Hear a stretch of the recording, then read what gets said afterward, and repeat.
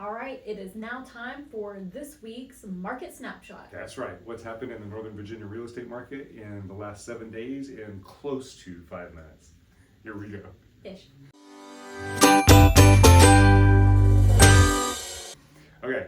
All right. Let's just dive right into it today. Okay, take a look at the top graph. Your black squiggly line, that's a buyer activity. That's how many homes have gone under contract in Fairfax County here in Northern Virginia in the last 7 days. The teal line, that's the seller activity. That's how many new homes have come on the market, like new listings in the same area, Yep. same time frame. That's right. So you can see we are on a general trend upward.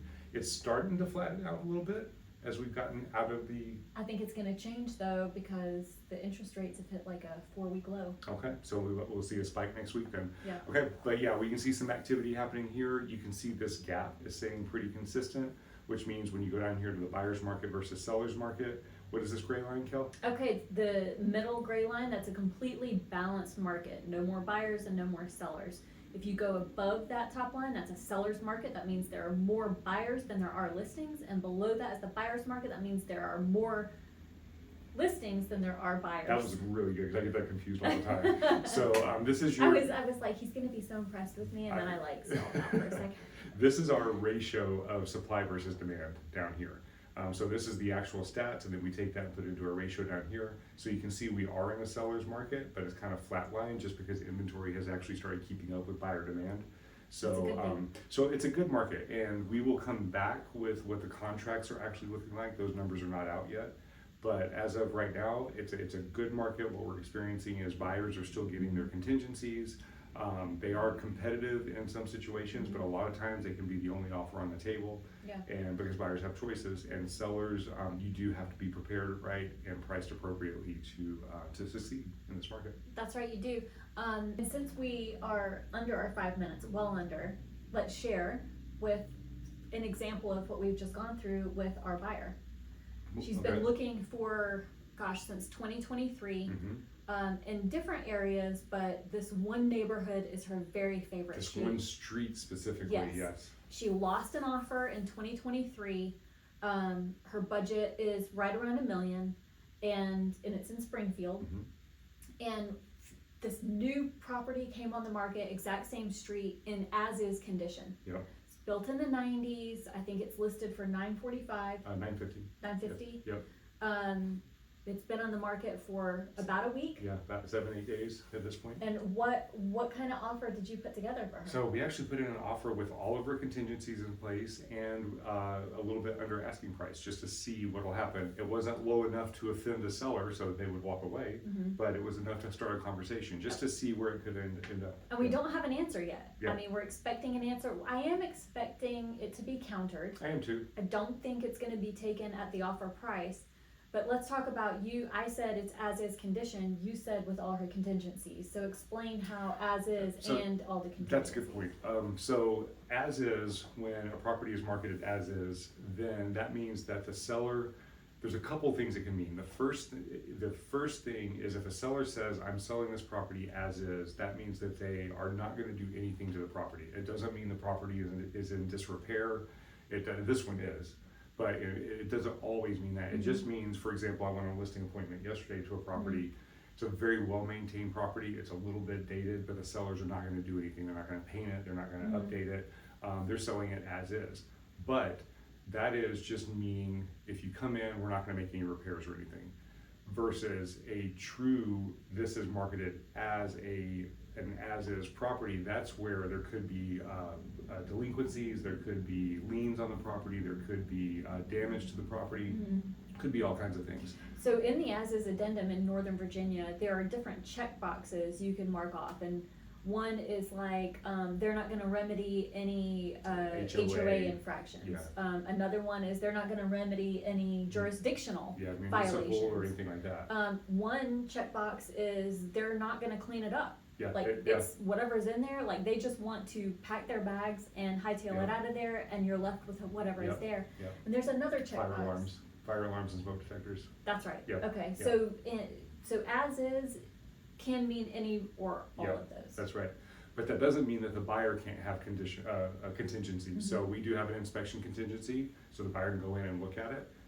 It's a void only. She Yeah. finds out the condition of the property from a professional inspector, and if she likes the property and it's in good enough condition, she can take it. If she doesn't like it, she voids it, but she's not gonna go to the seller for repairs. And we didn't have to do this inspection contingency of pre-offer, like we Yeah. got it, well, we don't know that we got Yeah, it. if we got it.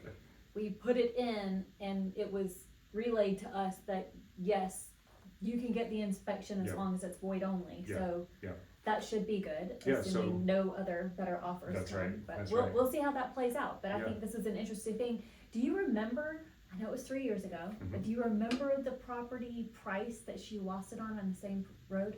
It was right around $1 million, but it was priced at $850. So that's a great question. So we have watched this neighborhood go from $850 up to the repair, or the value of these properties is now at 1.05.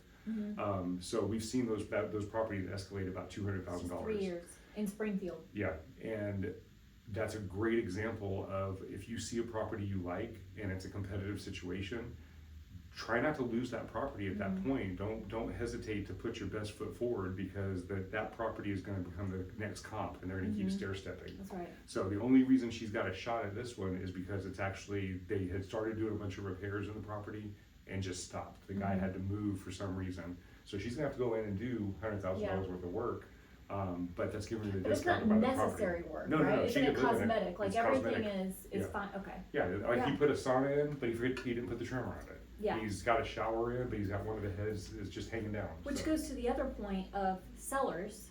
If you wanna list your property and the what you get for it, your price is the top priority, you have to do the things That's that right. you have to do, That's right. right? If you're not able to do the things, then you can't get both. Right. It's either fast or it's good. Right. Yeah. Okay.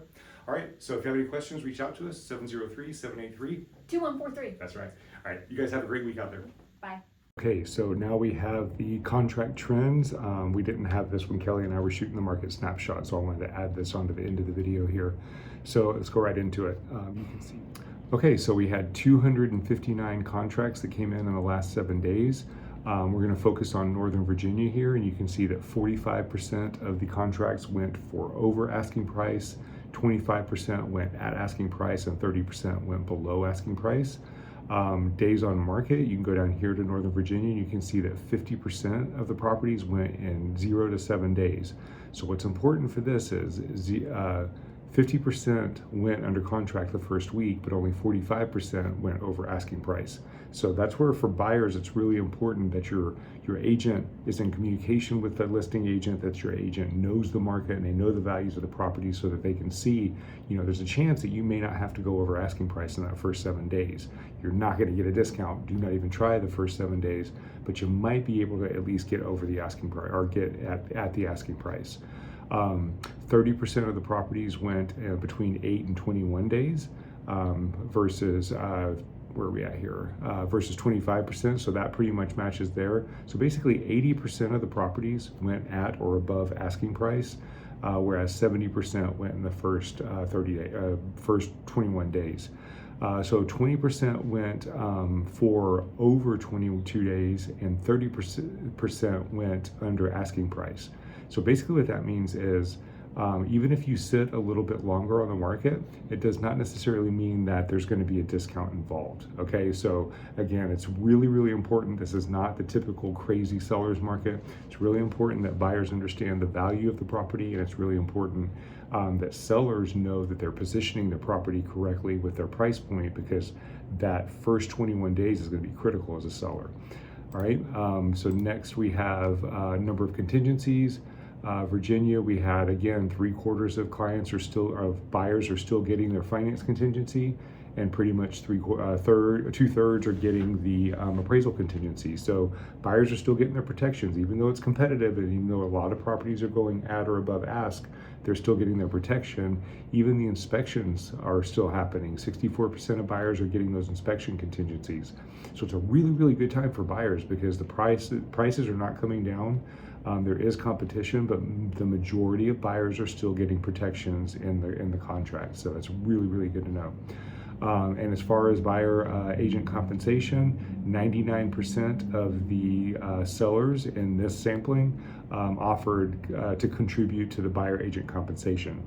So as a seller, if you're determined not to help the buyer, help support the buyer in paying that buyer agent compensation, you could be doing yourself a disservice, because that buyer has choices, and that buyer will go look at another property where the seller is willing to contribute, and 99% of those sellers were willing to contribute. So basically, we're in a really, really good market right now. It is a seller's market, but it's not a crazy seller's market. It's a pretty fair market. Buyers are getting all their protections. They're getting help with their buyer agent compensation, and everything. It's just a good time. So sellers, you can still get top dollar. Just got to be prepared to get that property marketed appropriately and be priced appropriately. And buyers, you got to get aggressive and get out there and be strategic with your offers, and just make sure you can get as many of those protections as you can. Okay, if you guys have any questions, please feel free to reach out to us, 703-783-2143, and we'll see you next week.